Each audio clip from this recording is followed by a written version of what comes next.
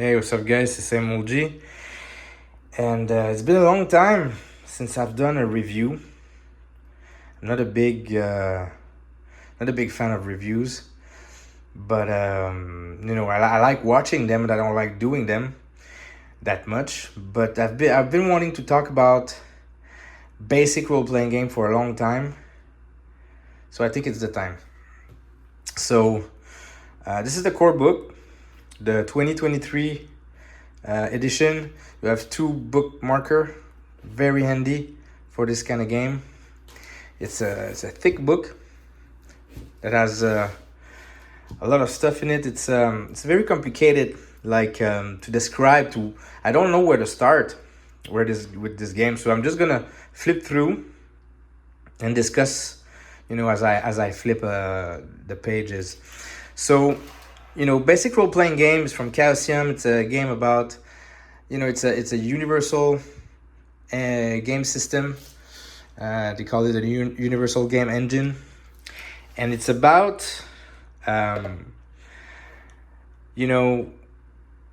if you look at the video from Black Lodge Game, they describe it as not a game. Describe it as a toolbox kind of thing, and it's kind of true, because it is a game, but it is a game in potential. It has so much stuff in it, so much things to consider. It's a very modular system that has a lot of mileage. So what it does is that it's, it builds on years and years of gaming and refining and crafting rules and house rules and all kind of stuff. So it's very it's very deep and very detailed. So if we take a look, just for example, if we take a look at character creation is many steps. Like if we take a look, step 4, step 6,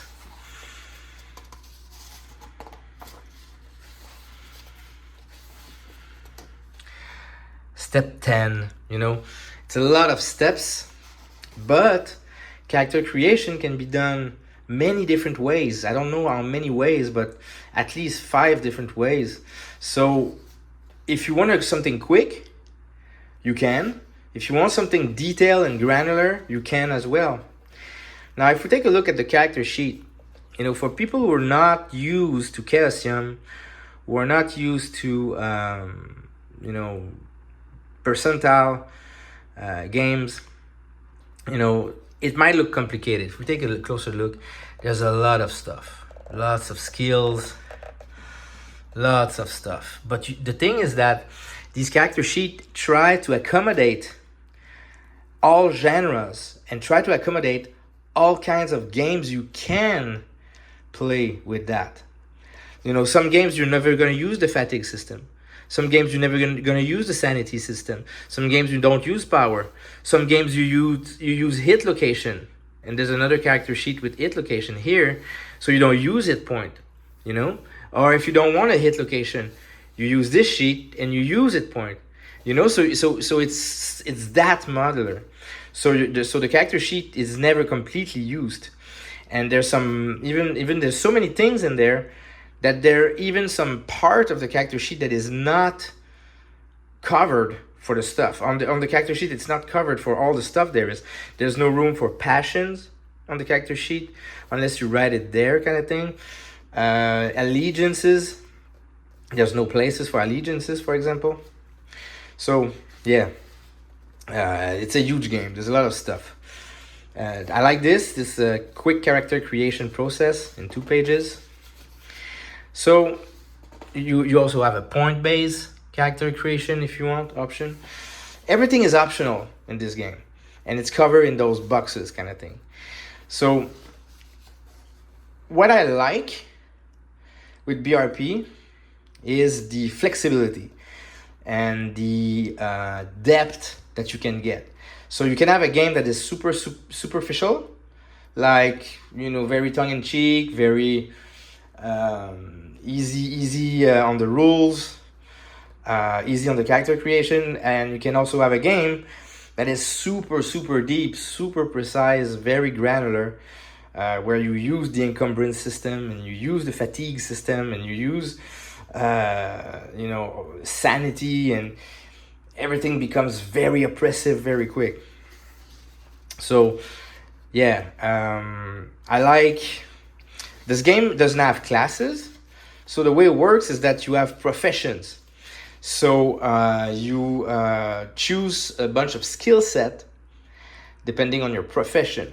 Now, you also have skill sets that come from personality that you get. So it has a lot of those heuristics in there to create a backstory to your character, like where he comes from, what kind of personality he has, and this is all defined by your skills.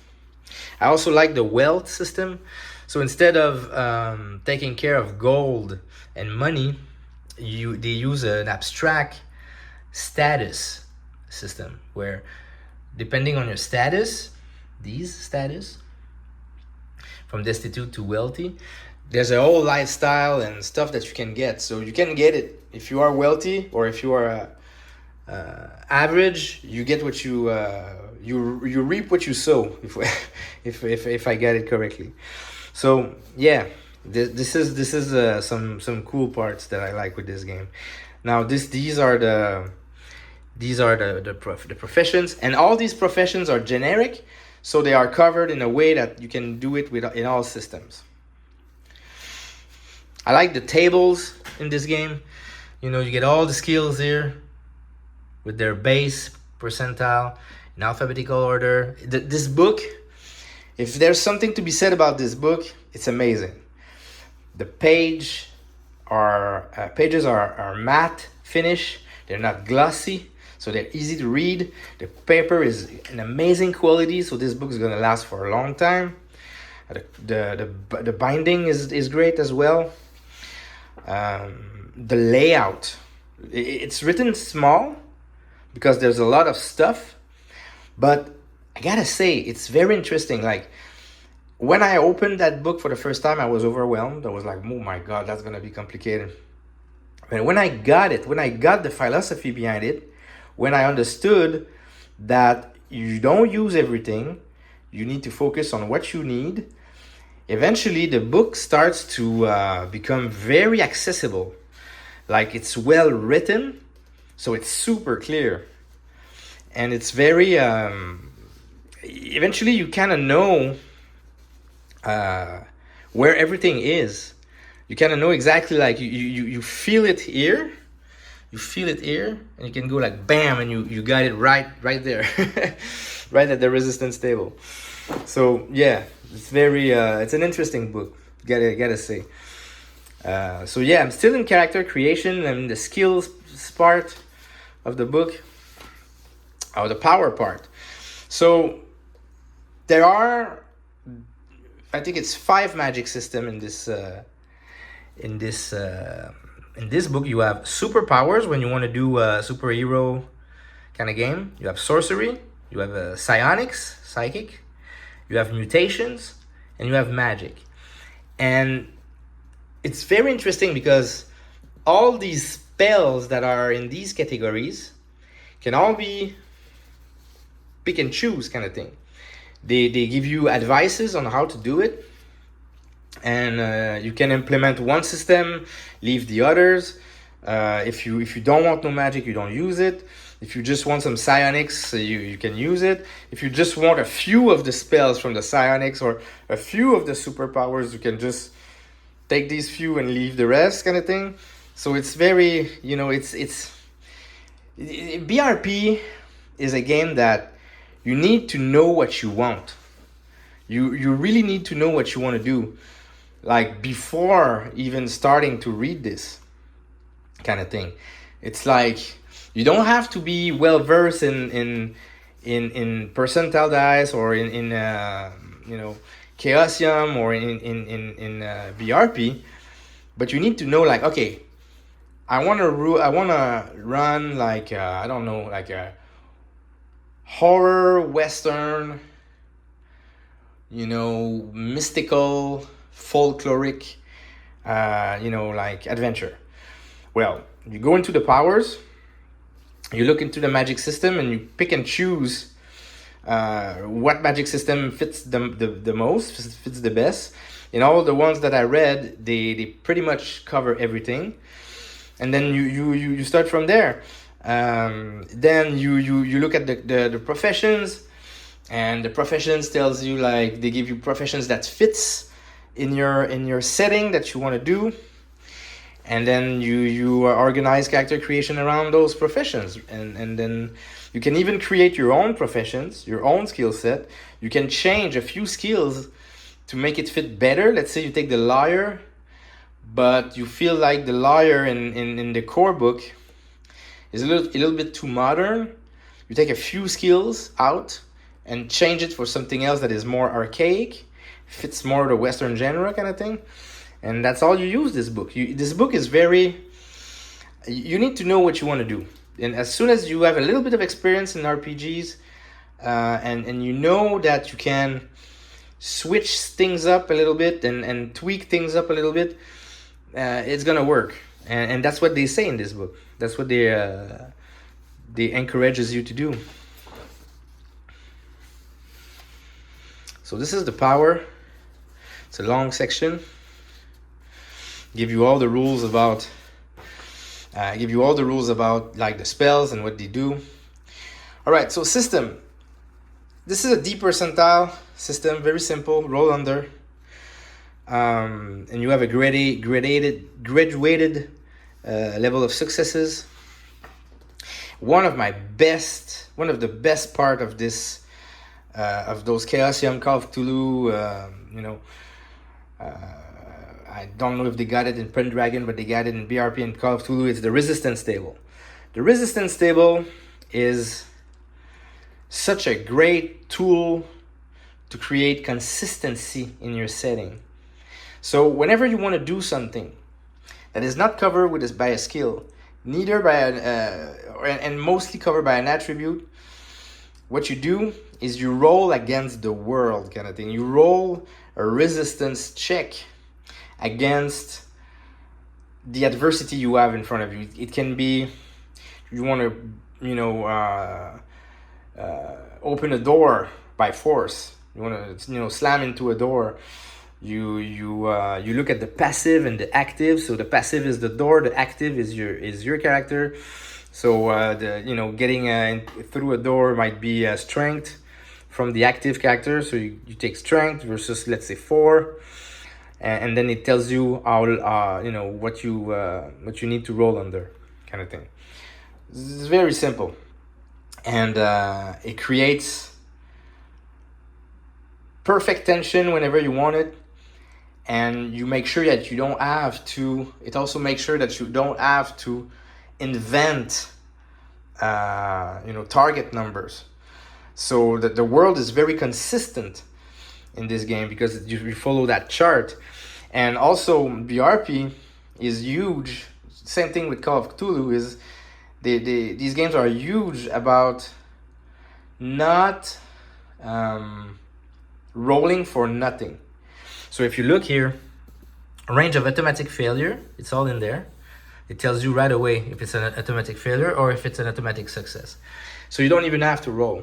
And that is also part of the game. It's like it's the kind of game that you don't want to roll often, because those rolls are very pass or fail. So they are very quick. The game hides itself very well, and it never gets never gets in the way of roleplay. And so you roll, you look at the target number, you look at the dice, you know exactly if you pass or fail, you know if you have a fumble, you know if you have a critical success or a special success or stuff like that, and you can narrate accordingly. So it's that easy. But whenever it's if you look at your percentile on your sheet, and you can tell that you're gonna get it because it's so high, it's not worth it to roll. It tells you in the book, it's like it's not even worth it to roll. So you roll really when it's just necessary, where there's real tension. So there's a skill result table here for the critical, the special, the fumble, all in there. It's mathematical. It's very easy, very simple.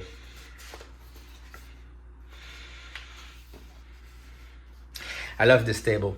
Situational modifier. If you look at this, like the tax complexity, the equipment, the environment, the familiarity, the range, the time it takes, the understanding, and it's all like the same. Like too complex, not clear, relatively straightforward, or simple. They all the same. So what you do is you look here, you have the same kind of modifiers. And so when I talk about consistency, this game is very consistent. You know, you're gonna get exactly what you're gonna get. If you play it by the rule, you play it well, this game is not gonna cheat you. There's an encumbrance system. I think there's 2 different ways of doing encumbrance if you want to play one of those games. Same with fatigue. All right, combat in this game is just fun. So the way it goes, I'm going to look at the table. There's a table. It's called the attack and defense matrix. And it is, I like this kind of system. I mean, so what it does is that the attacker rolls something. So you might going to roll just a success, might going to roll a failure or a fumble, a critical, a special. The parry or the dodge roll, depending on the defender, what it does, you look, is it a success, is it a failure, and then you compare, you crisscross reference, and then it tells you what happened. So it's not about hitting and hitting and hitting and damage and damage and damage. It's about depending on the level of success of the dice, and you follow the table. Again, consistency, right? It's very, very cool. And you don't even know, you don't know it by heart all the time. So when you look, it creates tension. You're like, oh shit, okay, so it's a critical versus a fumble. Critical versus fumble. There you go. Okay. Same here with different kind of weapons.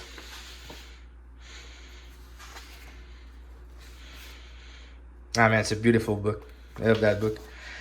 All right, so you see, combat is very short. It's not complicated.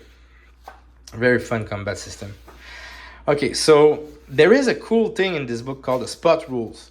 Again, the layout is amazing. All the spot rules are written here, you know, to tell you exactly what you get. So spot rules is the little rules that doesn't fit anywhere. Chases, you know, asphyxion, disarming, all the stuff that can happen that doesn't fit well in the rest of the book, they put it there. So special cases kind of thing. So you get, you know, ambushes, aura attacks, you know, stuff like that. Chases. The chase system is very nice. So it's an abstract track. It's a range track with out of sight and side by side. And what you do is you roll, and depending on the level of success in an opposed roll, you move down that track. And then you know that you get closer or you get further from the thing that you're chasing. It's very, very clever. You know, disarming, entangling, all the little rules that you don't know exactly when, you know, mountain combat, mass combat. I love that chapter. And it's all really short, you see? It fits in a paragraph. Always about the same size for all the spot rules. The money system that I talked earlier, right here. Equipment. Look, this book gives you a bunch of tables for equipment from different eras, Stone Age to sci-fi. So they cover all kinds of, you know, generic weapon that can fit in all these time periods. They try their best. Me, honestly, so this line, the 2023 line of BRP is new. I'm gonna do a review of the creature book one day. So there's the creature book, there's the GM kit, and there's the core. But I want more equipment. I think this is lacking. You know, more vehicles, more equipment, more, you know, magic items and artifacts and stuff like that. We need another book for that, for sure. Because it's too generic, and it doesn't cover everything that you know. It would be nice. It would be nice. It demands a little bit. It demands a little bit of tweaking here and there to figure out what you want to do sometimes. But you can manage. You know, you can manage. Obviously, there's a lot of stuff, but I'd like an equipment book. There's a whole chapter on game mastering. Give you all kinds of tips. Usually, like you can get in most core book. I like the personality trait system. So you see, you get some personality: energetic, lazy, brave, coward, stuff like that. And then there's a value for it. So where are you ranging in your personality trait? It's very clever, really interesting system. Settings. So they give you tips on how to organize different kind of settings for sci-fi, for fantasy, and stuff like that. All right, so my favorite part of BRP is the passions system and the allegiances. So your character can have, they kind of work like a skill. They give you special abilities. They have passions. They can start the game with I think it's 2 or 3 passions, and they gave a rating.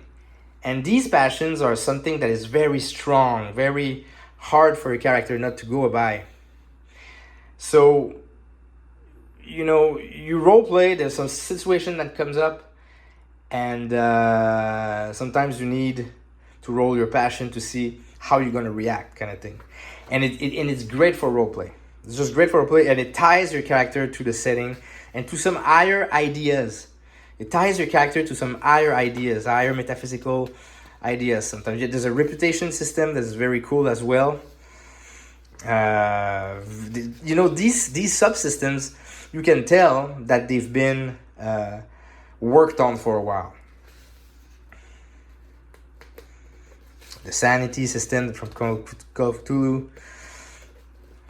Allegiances is for ideologies, and religion.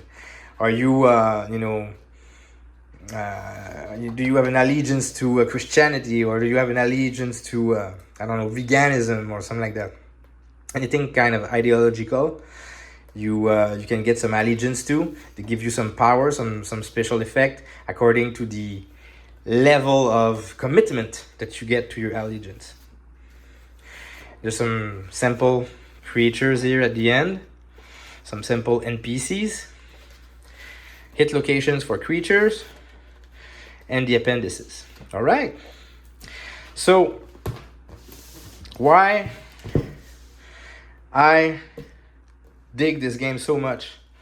Well, I've been looking for a universal game for a while. I've tried different ones. When I played Call of Cthulhu, I was amazed by the percentile system, so I decided to get my hand on this one.